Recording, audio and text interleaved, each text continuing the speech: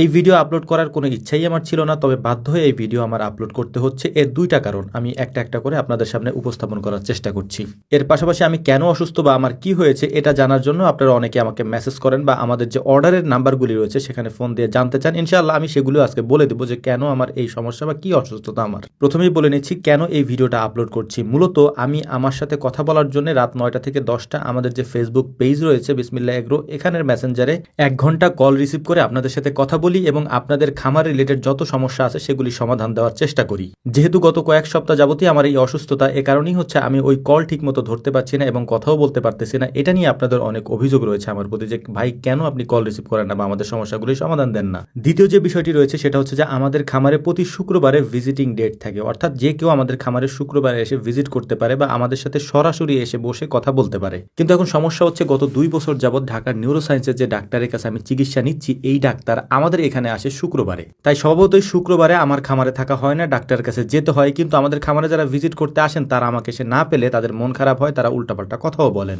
এটা খুবই স্বাভাবিক একটা ব্যাপার। আপনারা দূর দূরান্ত থেকে আসেন, এসে যদি আমাদেরকে না পান আপনাদের মন খারাপ হবে। তাছাড়া তো আপনারা জানেনও না যে আমার কি হয়েছে বা আমি কোথায় আছি, কোনো কিছু তো আমি সোশ্যাল মিডিয়াতে তেমন একটা বলি না। এটা খুবই স্বাভাবিক একটা ব্যাপার আপনাদের মন খারাপ করাটা। তো যাই হোক, আমি বলে দিচ্ছি আপনাদেরকে কি সমস্যা। আপনারা অনেকেই জানতে চেয়েছেন। মূলত গত 2 বছর আগে আমার ডেঙ্গু হয়েছিল। এই ডেঙ্গু থেকে আমার হয়েছিল প্যারাটাইফয়েড। এই প্যারাটাইফয়েড হওয়ার ফলে আমার ডান হাতের কিছু অংশ কাজ করতো না। এটার জন্য আমি দীর্ঘ চিকিৎসা নিয়েছি। চিকিৎসা নেওয়ার পর আলহামদুলিল্লাহ আমি সুস্থ হয়ে গিয়েছিলাম। এরপর ডাক্তার আমাকে বলেছিল যে আপনি যে কাজ করেন এই কাজগুলি আপনার থেরাপি হিসেবে কাজ করবে, আপনি আপনার কাজে ফিরে যান। এরপর থেকে আলহামদুলিল্লাহ 2 বছর পর্যন্ত আমি টানা কাজ করেছি, কোনো বিরাম দেই না। আপনারা সেটা দেখেছেন। এটাই হচ্ছে মূল ব্যাপার। এর পাশাপাশি আরো একটা বিষয় আপনাদেরকে বলি, আমার অতিরিক্ত কথা বলতে হয়। কথা কেন বলতে হয় সেটাও বলি। রাত 9টা থেকে 10টা যেহেতু কল টাইম থাকে, এই একটা কলের মধ্যে প্রায় 30-40টা করে কল আসে। আমার সবাইকে পরামর্শ দিতে হয় বা সবার সাথে কথা বলতে হয়। 1 সেকেন্ডের জন্য আমার মুখ বন্ধ থাকে না, টানা আমাকে কথা বলতে হয়। এছাড়াও যারা শুক্রবার আমাদের এখানে আসেন টানা, তাদের সাথেও আমাকে কথা বলতে হয় সারা দিন। এই কথা বলাটা আমার জন্য একটা মানসিক চাপে পরিণত হয়েছে, যে কারণেই আমি আসলে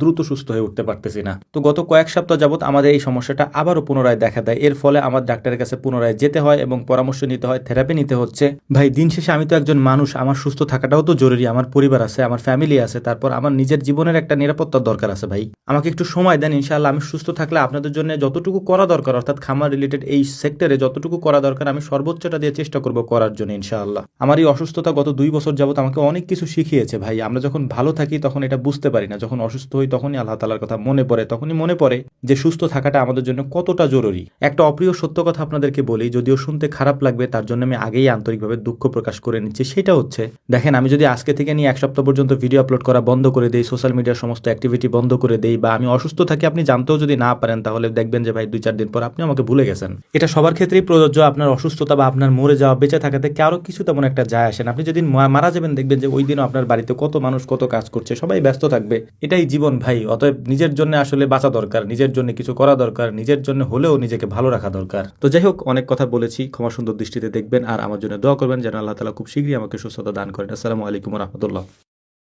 আসসালামু আলাইকুম। আজকে কয়েক সপ্তাহ যাবত আমি বেশ